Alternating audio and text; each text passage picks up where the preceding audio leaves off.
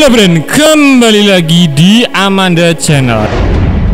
Nah ini Indonesia versus Malaysia, rebutan pengaruh bahasa nasional. Pokoknya dengan negara serumpun ini sering-sering adu mekanik lah friend. Bercanda.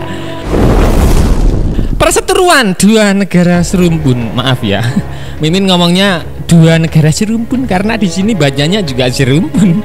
Indonesia dan Malaysia sepertinya tidak akan pernah berujung. Kali ini kita dihadapkan pada perebutan wilayah terkait penggunaan bahasa resmi di ASEAN.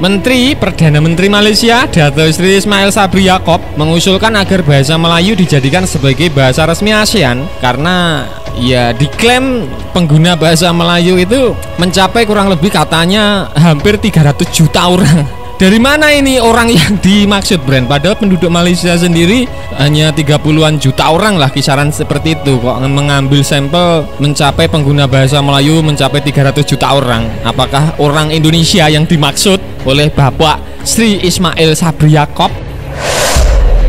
Nah, selain bahasa Melayu sebagai bahasa resmi ASEAN dan bahasa Inggris, Menteri Pendidikan Kebudayaan Riset dan Teknologi Indonesia Nadiem Anwar Makarim menolak usulan tersebut dan mengatakan perlu kajian dan pembahasan lebih lanjut. Bahkan dalam siaran pers yang bernomor 178/InPers/6/ tahun 2022, Mendikbudristek mengatakan bahasa Indonesia sebagai bahasa resmi ASEAN didepankan daripada bahasa Melayu, brand. Nah, bagaimana menurut kalian terkait perseteruan dengan Malaysia yang sekarang ganti bahasa? Yang kemarin ya reok diklaim, semuanya diklaim, pulau dicaplok, dan kini berseteru terkait bahasa, brand. Silahkan bejrot-bejrot di kolom komentar. Situasi kebahasaan di ASEAN salah satu unsur integrasi dan sosiolog dalam konteks kerja ASEAN adalah memfungsikan bahasa negara ASEAN sebagai bahasa resmi organisasi.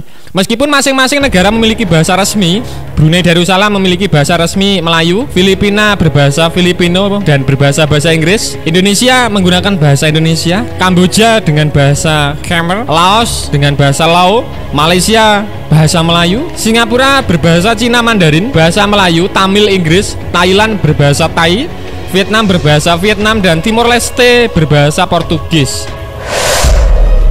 Bahasa Indonesia dan bahasa Melayu memiliki pengaruh yang lebih besar. Collins 2005 mengatakan kedua bahasa tersebut sangat berpotensi untuk menjadi bahasa dunia. Kondisi kebahasaan yang kondusif seperti Indonesia sangat sulit ditemukan di ASEAN. Singapura yang dihuni suku Tionghoa, Melayu, India, dan satu kelompok pendatang asing tidak bisa menentukan satu bahasa sebagai wahana komunikasi bersama sehingga menetapkan bahasa Inggris sebagai bahasa resminya. Itu kalau Singapura. Sedangkan untuk Filipina pun demikian, bahkan pernah mengalami ketegangan politik dalam menentukan bahasa nasionalnya. Meskipun akhirnya memilih bahasa Inggris sebagai bahasa resmi, secara konseptual bahasa internasional bermakna semua bahasa yang diciptakan atau diusulkan untuk diadopsi menjadi wahana komunikasi internasional yang berfungsi sebagai bahasa asing atau bahasa kedua. Nah, mampukah bahasa Indonesia menjadi bahasa resmi ASEAN, brand? Pertanyaan yang sudah lama menggayut dalam minda kita itu membutuhkan alas jawab yang komprehensif dan akademik. Dalam sejarahnya, bahasa Indonesia tidak hanya digunakan di Nusantara, melainkan juga di negara berbahasa Melayu seperti Malaysia. Di Malaysia pun orangnya masih menggunakan bahasa Indonesia sebagian. Di Singapura pun juga demikian. Singapura juga berbahasa Indonesia, dan Brunei Darussalam, orang Brunei Darussalam itu masih menggunakan bahasa Indonesia. Seiring dengan itu, minat orang asing berbelajar bahasa Indonesia dengan berbagai tujuan seperti politik, ekonomi, perdagangan, seni budaya, dan wisata yang mengakibatkan jumlah penutur bahasa Indonesia juga bertambah. Nah, bahasa Indonesia dinyatakan sebagai bahasa dengan penutur terbesar kelima di dunia. Bahkan sekarang bahasa Indonesia telah tersebar di 47 negara dan diajarkan pada 428 lembaga berbahasa Indonesia bagi penutur asing, sebagaimana disampaikan Mendikbudristek dalam siaran persnya, brand.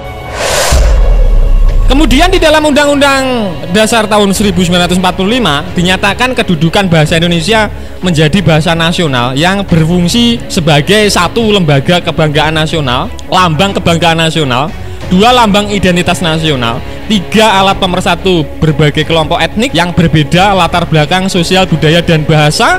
Dan yang keempat, fungsi bahasa Indonesia disebutkan alat perhubungan antar budaya serta antar daerah. Brand, nggak tahu nanti mau berbahasa Indonesia, mau berbahasa Malaysia, kurang jelas juga. Nanti perebutan ini nanti kita lihat saja ke depannya, apakah orang atau ASEAN ini memilih bahasa Melayu ataupun memilih bahasa Indonesia, Brand.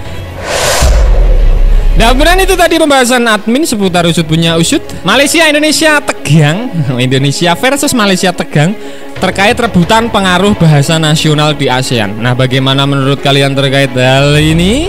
Silakan bejrot-bejrot di kolom komentar.